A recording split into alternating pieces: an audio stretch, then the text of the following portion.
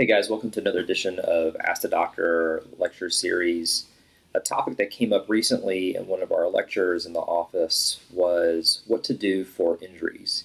Specifically, the question was when an injury occurs during an event, whether it's a sporting event or working out or whatnot, there's a lot of discrepancy whether you should ice it down, whether you should use heat on the area, whether you should just compress it. So I kind of wanted to weigh in a little bit and kind of give you my perspective and what we practice here at the clinic. The first question I have for everyone is, we should describe the type of injury and whether it's an acute injury versus a non-acute injury. And acute really meaning that the injury has happened within a 72-hour window.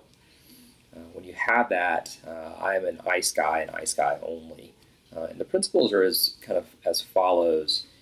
During the acute phase, what happens is that we have a lot of blood flow that rushes to the area, so vasodilation occurs. When that blood flow rushes to the area, what happens is that you trigger this pathway called the cytokine pathway, which causes inflammation.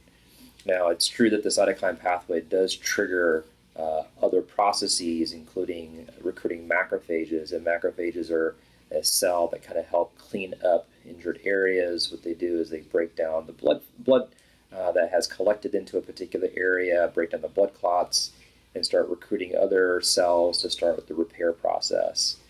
But that process takes, over a couple of days. So typically, anywhere from the 72 to 96-hour mark up to the first 2 weeks is that kind of intermediate pathway where that macrophage work is really happening. So really for the first 3 days, what I want to do is I want to try to reduce the swelling and reduce the pathway of the cytokine inflammation to give the patient some relief.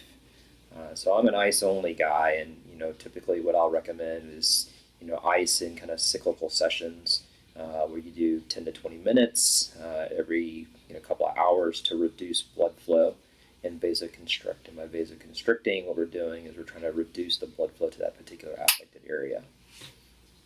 There's a lot of talk on the social media regarding the lymphatic drainage and how that really is what really drains the fluid from a particular injured area, which is very true and very correct. However, you have to look at the injury based on time, because it does take time for that lymphatic system to begin to pick up that fluid and use its kind of mechanism to start draining fluid from a particular affected injury. The other thing you got to remember is that the lymphatic system is pumpless, meaning that there is no active wall, there's no active pump system that actually pumps the fluid back into our body.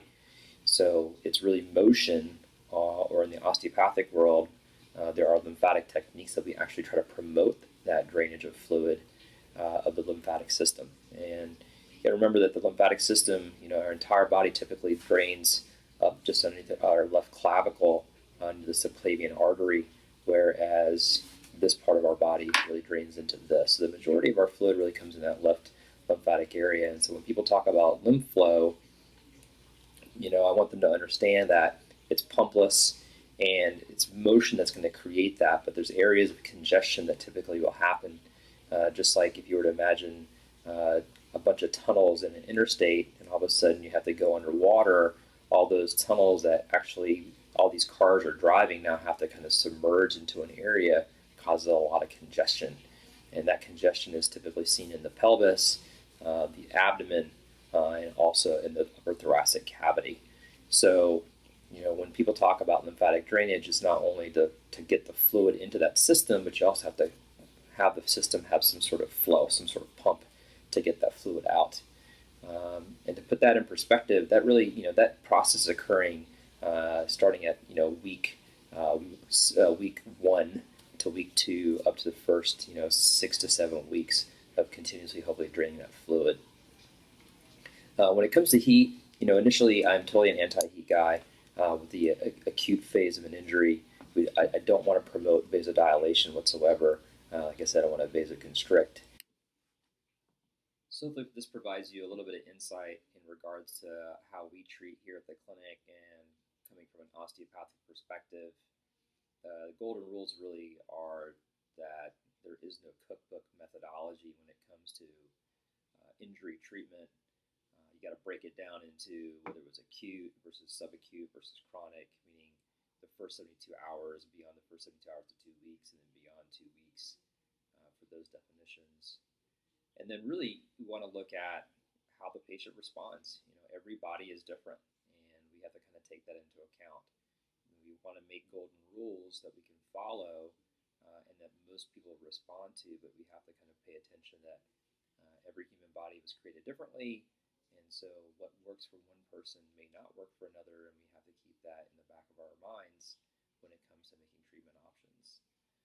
So, as always, we are your resource for medical knowledge and affordable healthcare with an integrated medicine approach. If you guys have any questions, always feel free to look us up online, and we'll stay tuned to the next edition of the